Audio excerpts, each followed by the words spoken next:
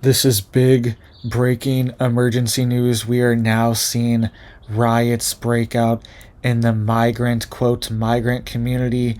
We are seeing uproar and we are seeing people get mad and they are now rioting. They are banging on the windows and they are surging city governments, demanding housing and demanding benefits. This is what's happening in our country right now. I'm going to show you guys a video in just a second, but these quote migrants are yelling, they're screaming, they're banging on the windows, they're banging on the doors. They had to be escorted out by police because they're demanding these quote sanctuary cities to give them housing right now, right? This is reaching a next level, and we know what the next level is after that is because we don't have enough housing. We don't have enough resources to just give away for free. And these people were even saying they're fighting for their children. They're fighting for their children, so they don't care. They're even saying they know this is a bad idea, but they have to fight for their children, so they don't care, and they're going to surge the government buildings and demand housing. So this seems like an insurrection to me. Maybe was this an insurrection? I don't know. You guys tell me. I'll show you guys what's going on here. Maybe this was. Who knows? I'm not saying it was, but you tell me. You be the judge of what's happening in our country right now. This is insane. This is insane that this is being allowed to happen. We also have a bunch of other big breaking border news. All right, federal judges are issuing insane rulings against Texas, trying to block Texas. We will get into that in just a second. All right, but really quick, guys, before we get into this news, please hit it up for me down there. Hit that like, hit that subscribe. I'm posting every day, multiple videos, keeping you guys updated. Let's get into this. All right, this is happening in Seattle, Washington. Seattle, Washington. We are now seeing, and this is going to happen in more, quote, sanctuary cities as well, because this is being organized by these NGOs and these groups. It's a mix of migrants and these agitators that are leading and organizing it, and they're bringing people in and demanding housing in Seattle, Washington right now, right? So I want you to listen to this video. This is a video from ABC News that just ran the other day. Seattle City Council disrupted as asylum seekers and their supporters once again pleaded for support. Council President Sarah Nelson saying there are limited resources here. I don't really want to participate in a conversation that should be had with county leaders, state leaders, federal leaders. Council ultimately took a break from the meeting in the middle of chants from protesters yelling on behalf of the refugees. At one point, Councilmember Kathy Moore requested that SPD take action. A request that we have police response. Our physical safety is being threatened by the actions of the demonstrators outside banging on the windows. Eventually, arrests were made. It's the second time in 2 months that the group from Latin America has called upon Seattle leaders to fund their temporary housing. Refugees have been living in different area hotels, most recently this one in Kent. That stay was funded by Seattle taxpayers. Genesis from Venezuela said she knows this protest wasn't the most correct thing to do, but they've got kids. They feel pressured to act for them. And there's... All right, so that's the end of the clip. Did you hear that at the end? They're saying they come from Venezuela. They're showing up here. They're throwing a fit and demanding housing. They're walking around with these signs, banging on the windows. They had to throw them out with police because even the Seattle City Council president was saying that they're getting violent, getting crazy. All right, they're rioting essentially. And they're saying they have to do this for their kids. What about people's kids? I have kids. All right, I have 2 small children and another kid on the way. And nobody's giving us free housing. This is insane. And they're already getting free hotels as well. And they're saying that's not good enough. They're saying they want a real house. They want apartments. They want whatever. They want real housing to just show up in America and get this for free. This is insane. No country on earth would ever do this and never has done this in the history of planet Earth. Never happened. Never happened. And it's not going to happen. This is unsustainable. But this is what we're creating. And it's getting more intense by the day. More entitlement. More people. More demands. It's becoming more intense by the day. Showing up to city governments. Was this an insurrection? I don't know. Maybe it was. It's possible. They got the police involved. They said they're being violent, banging on windows, making demands. I don't know. You tell me what you think. And they are being led by these NGOs and these domestic groups as well that cause these chaos. They're teaming up and they are now bringing in these, quote, migrants into their groups to have these protests, right? So this is coming. This is coming because millions of people are coming in, but we don't have enough resources, so people are going to get angry. They were told a lie. You're going to get free housing.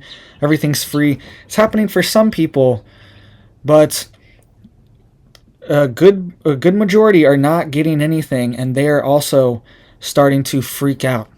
They don't know what to do. And you can see here really quick, and then we'll get into this Texas news. It says U.S. Border Patrol chief reports that there's been over 120,000 known gotaways at the border since October 1st. All right, that's just people that cross and don't get processed. Okay, there's been hundreds of thousands, and there's been 1.8 million known gotaways since the start of 2021, fiscal year 2021. Okay, so this is astronomical. There's also been over 7 million known crossings that Border Patrol processed in this time frame as well since Biden has been in. So astronomical numbers, insane, unsustainable as well for our country. And now we are seeing this reach a point where they're making demands, coming to America and demanding America does this. This is insane. This is our country. Okay, let's read here. It says, a federal judge, and now federal judges are blocking Texas from enacting their laws to prevent people from coming here. They've been arresting people for trespassing, state laws for people coming into Texas illegally, and now a federal judge is trying to stop it. It says a federal judge issued a injunction that will block SB 4, the Texas Border Security Bill, from taking effect next week. The law would authorize Texas authorities to arrest and jail illegal immigrants and allow state judges to order deportations. Texas can appeal, and this was caused because the DOJ and the ACLU and other organizations sued Texas. All right, so Texas is trying to take this into their own hands, saying we're going to deport people, we're going to stop this if you won't. And the federal government keeps suing them and trying to stop them. That's what the Supreme Court ruling was all about.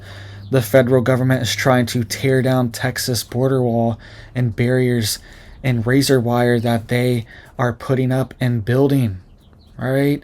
And now they're trying to stop them from detaining people that are trespassing illegally in Texas and deporting them themselves with their own resources. They're trying to stop it.